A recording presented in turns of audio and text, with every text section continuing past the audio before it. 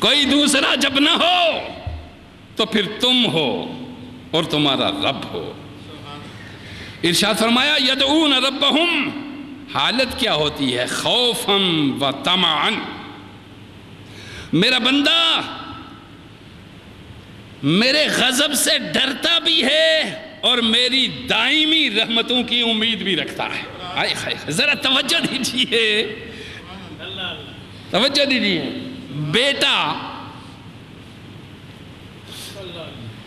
بیٹے پہ باپ کو بڑا غضب آیا، غصہ آیا کسی بات پہ،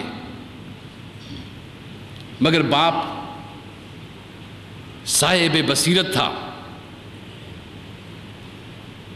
جاتے ہوئے بیٹا کہنے لگا کہ یہ فلاں چیز آپ میرے لیے بازار سے لیتے آنا۔ جی، باپ نے کہا بیٹا جب میں جانے لگتا ہوں آپ کوئی نہ کوئی ڈیمانڈ کر دیتے ہیں۔ بیٹے کی زبان سے بھولے پن میں نکلا، ابو پھر کس سے کہوں میں اگر آپ سے نہ کہوں؟ ابو پھر کس سے کہوں میں اگر آپ سے نہ کہوں؟ باپ صاحب بصیرت تھا اور صاحب ولایت تھا، اسی ایک جملے پہ رقص کر اٹھا، وجد کر اٹھا، اور مدت دراز تک اسی محویت کے عالم میں رہا کہ باپ نے بیٹے نے جملہ جو کہا کہ بیٹا ابو میں پھر کس سے کہوں اگر آپ سے نہ کہوں؟ بندہ جب رب سے کہتا ہے میرے رب میں کس سے کہوں آپ سے اگر نہ کہوں، میں کس سے کہوں اگر آپ سے نہ کہوں؟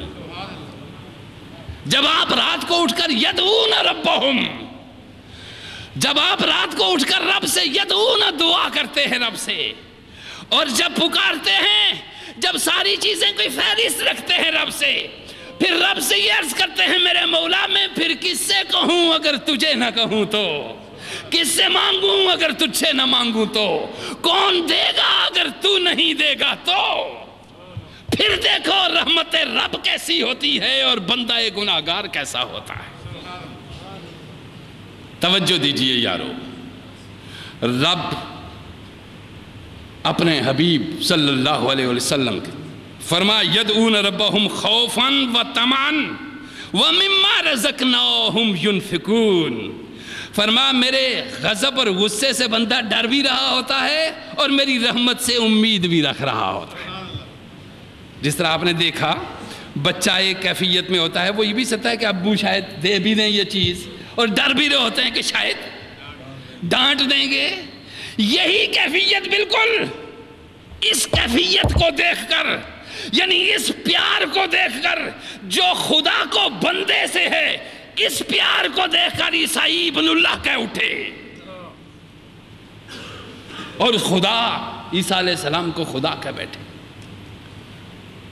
توجہ دیجئے، اب ارشاد فرمایا کہ وہ میرے بندے جو رات کو اٹھ کر میری دائمی رحمت کی طرف آتے ہیں اور میرے غضب سے ڈرتے بھی ہیں، دائمی انعامات بھی اس کی امید بھی رکھتے ہیں، فرماتے ہیں پھر سنو میری بات، جو ایسی کیفیت میں آتے ہیں فَلَا تَعْلَمُ نَفْسٌ، اب سنو اللہ فرما رہا ہے وہ میرے بندے جو یدعون ربہم خوفاً و طمعاً، ہاتھ اٹھاتے ہیں رات کو خوف سے بھی کہ میرا غضب نہ ہو جائے، امید بھی رکھتے ہیں مجھ سے۔ اب یہ ایک ایسا ربط پیدا ہو گیا میرے اور ان کے درمیان، کیا ہو گیا؟ فرمایا فَلَا تَعْلَمُ نَفْسٌ، اب سنو دنیا کا کوئی فرد نہیں جانتا، کوئی نفس دنیا کا نہیں جانتا، ما اخفی لہم، میں نے اپنے ان بندوں کے لیے کیا انعامات چھپا کے رکھے ہوئے ہیں اپنے پاس، میں نے ان بندوں کے لیے کیا انعامات اپنے پاس چھپا کے رکھے، ما اخفی لہم، ہائے ہائے ہائے، ان کے لیے میں نے کیا چھپا کے رکھا ہے، من قرۃ اعین، اللہ غنی، ایسے انعامات ہیں کہ ان کی آنکھیں دیکھتے ہی ٹھنڈی ہو جائیں گی، ان کی آنکھیں ٹھنڈی ہو جائیں گی، جزاءً بما کانوا یعملون، اور آنکھیں ان کی ٹھنڈی ہو گئی، یہ صلہ ہے اس کا جو یہ راتوں کو اٹھ اٹھ کے میرے حضور دعا کیا کرتے تھے۔ آپ نے دیکھا دعا کی اہمیت، دعا سے تعلق کتنا خاص بڑھتا ہے۔ اب ارشاد فرمایا کہ اجابت دعا کی صورتیں ہیں بہت ساری، کہ دعائیں قبول کس طرح ہوتی ہیں، اور دعاؤں کے قبولیت کا قبول کرنے والا رب بہت قریب ہے۔ اور پھر ارشاد فرمایا کہ دعا مانگنے کا طریقہ کیا ہے، دعا مانگنے کا طریقہ کیا ہے، اب طریقہ بتایا جا رہا ہے۔ ارشاد فرمایا آقا علیہ السلام نے کہ ہر در سے مانگنے اور سوال کرنے کا طریقہ ہوتا ہے۔ ہم تو احکم الحاکمین کے بندے اور اس کی عاجز مخلوق ہیں، ہم اس وحدہ لا شریک سے التجا کرتے ہیں، اس رحمان اور رحیم سے مانگتے ہیں۔ فرما دعا کے لیے قبولیت کے لیے سب سے پہلی چیز دعا مانگنے کا طریقہ یہ ہے کہ آپ کا جسم پاک ہونا ضروری ہے۔ جس زبان سے الفاظ نکلتے ہیں اس زبان کا پاک ہونا ضروری ہے۔ زبان ناپاک کس چیز سے ہوتی ہے؟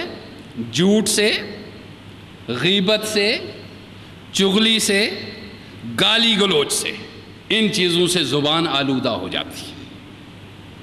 ان چیزوں سے زبان کا پاک ہونا ضروری ہے دعا مانگنے کے لیے۔ پھر ارشاد فرمایا کہ دل کا صاف ہونا بھی ضروری ہے۔ کن چیزوں سے؟ دوسری چیز دل کا صاف ہونا۔ صرف زبانی دعا کافی نہیں ہوتی، بلکہ دعا کے لیے دل کا ہم نوا ہونا بھی کافی ہے، دل کی ہم نوائی بھی کافی ہے، اور وہ بھی ضروری ہے۔ اس لیے یہ چیزیں جو میں بیان کر رہا ہوں ان سے دل کا پاک ہونا ضروری ہے۔ کون سی؟ حسد سے دل کا پاک ہونا ضروری ہے، کینے سے دل کا پاک ہونا ضروری ہے، بغض سے دل کا پاک ہونا ضروری ہے، حرام خوری سے دل کا پاک ہونا ضروری ہے۔ یہ دل کے روگ ہیں جو میں نے آپ کو بتائے۔ حسد دل کا روگ ہے، اور کینہ دل کا روگ ہے، بغض دل کا روگ ہے، حرام خوری دل کا روگ ہے۔ حرام خوری کے مختلف طریقے ہیں، مختلف، اور وہ سب طریقے آپ جانتے ہیں، ہم سب جانتے ہیں کہ حرام خوری کے طریقے، اور مجھے تفصیل بتانے کی ضرورت نہیں ہے۔ ہر شخص کا جو ذریعہ ہے حرام خوری کا وہ خود جانتا ہے کہ میرا کون سا حرام خوری کا طریقہ ہے، وہ خود ان کو معلوم ہے۔ تو حرام خوری سے پہلے میں نے جو عرض کیا، زبان کا غیبت سے، چغلی سے، گالی گلوچ سے پاک ہونا ضروری ہے تاکہ دعا آپ مانگ سکیں۔ پھر ساتھ دل کا پاک ہونا ضروری ہے۔ کن چیزوں سے؟ حسد سے، کینہ سے، بغض سے اور حرام خوری سے دل کا پاک ہونا ضروری ہے۔ اور پھر یہ زبان اور دل جب یہ دونوں مل گئے، سنیے حضور صلی اللہ علیہ وسلم نے ارشاد فرمایا، عن ابی ہریرہ رضی اللہ تعالیٰ عنہ قال قال رسول اللہ صلی اللہ علیہ وسلم یا ایھا الناس ان اللہ طیب لا يقبل الا طیبا وان اللہ امر المؤمنین بما امر به المرسلین فقال یا ایھا الرسول یا ایھا الرسل کلوا من طیبات، کلوا من الطیبات واعملوا صالحا انی بما تعملون علیم، وقال یا ایھا الذین آمنوا کلوا من طیبات ما رزقناکم، ثم ذکر الرجل یطیل السفر اشعث اغبر یمد یدیہ الی السماء یا ربی ومطعمہ حرام ومشربہ حرام وملبسہ حرام